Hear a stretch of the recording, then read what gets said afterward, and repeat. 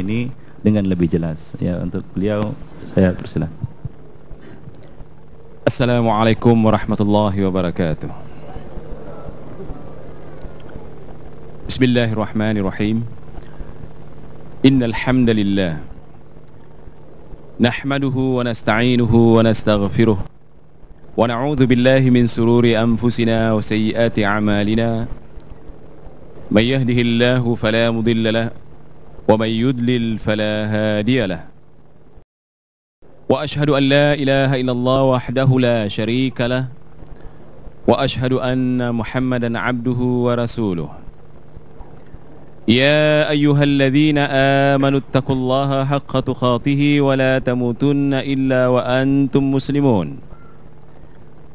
Ya ayyuhan nasu ittaqu rabbakumul ladzi khalaqakum min nafsin wahidah wa khalaqa minha zawjaha وبث منهما رجالا كثيرا ونساء واتقوا الله الذي تساءلون به والأرحام إن الله كان عليكم رقيبا يا أيها الذين آمنوا اتقوا الله وقولوا قولا سديدا يصلح لكم أعمالكم ويغفر لكم ذنوبكم ومن يطع الله ورسوله فقد فاز فوزا عظيما أما بعد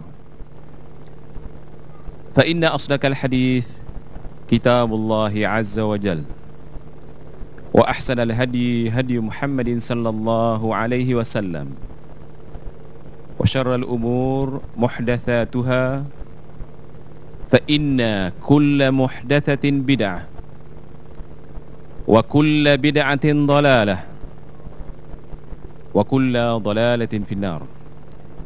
أيها الأحباء, Sahibul Fadilah Bapak Usman,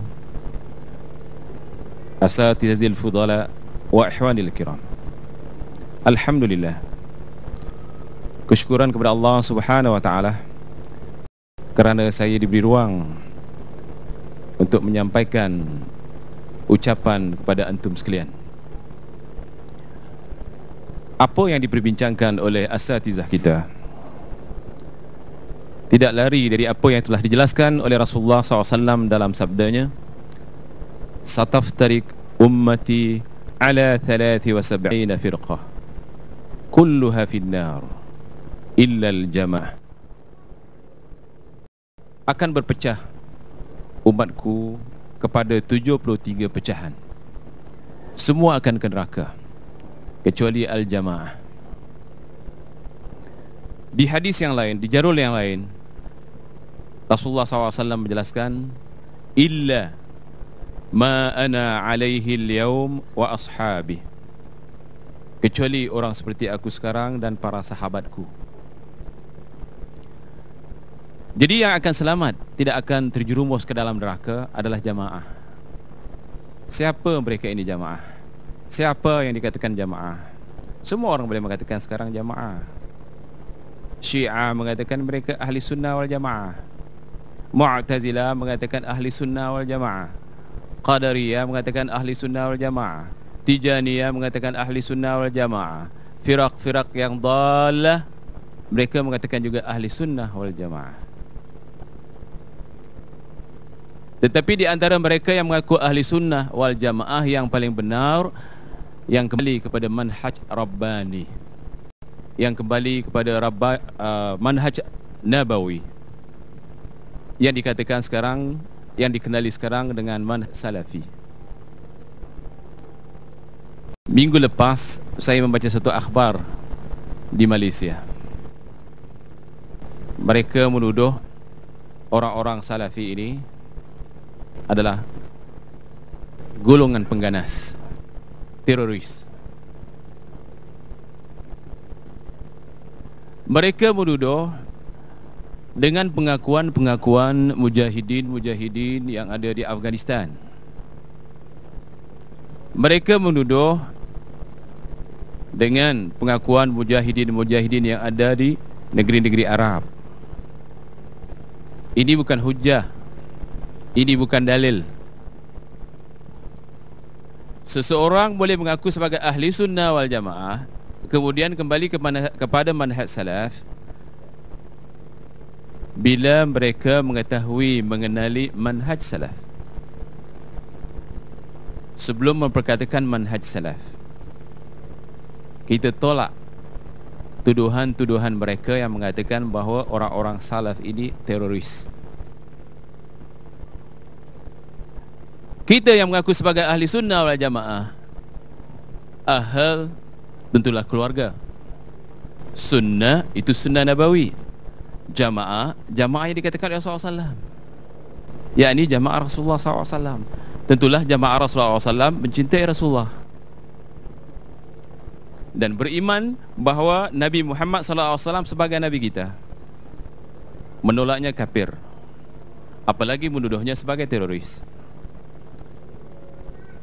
Berjaga-jaga antum sekalian, awas orang yang menuduh Salafi sebagai teroris, mereka boleh jatuh kepada hukum kafir. Kenapa? Kerana Rasulullah SAW mengaku dirinya sebagai Salafi. Yang mana kata Rasulullah SAW, fa innahu ni'mas salafi ana laki.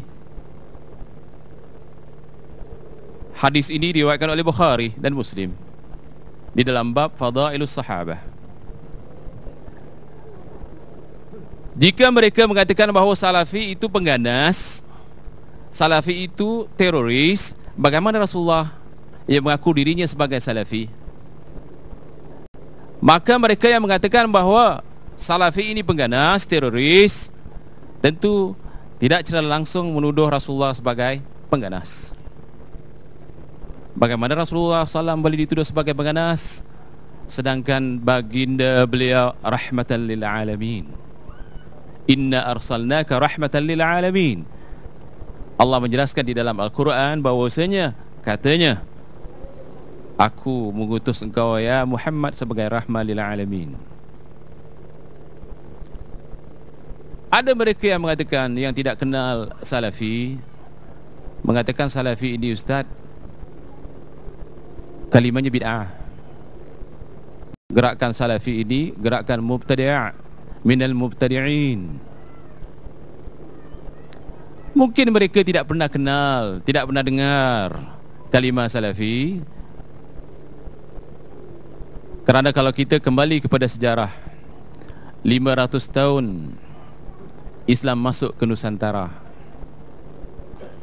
pembawanya, kebanyakan mereka yang membawa Islam ini golongan Sufiyun atau Sufiyin.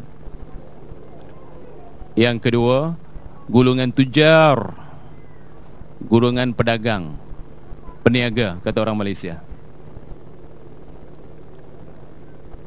Yang golongan yang kedua, tujar, juga masih ada kaitan dengan golongan salaf, maaf, dengan sufi, golongan sufi, tarekat sufiyah.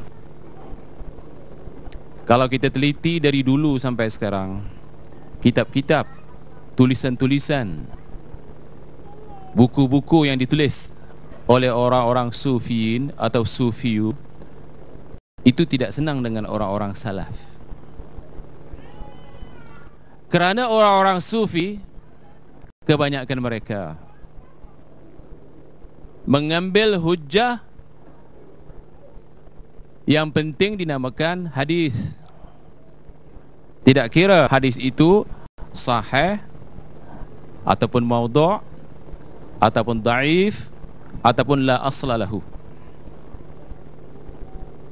Orang-orang sufi kebanyakannya mereka mengambil hujjah selain daripada Al-Quran, selain daripada hadis-hadis yang sahih, diambil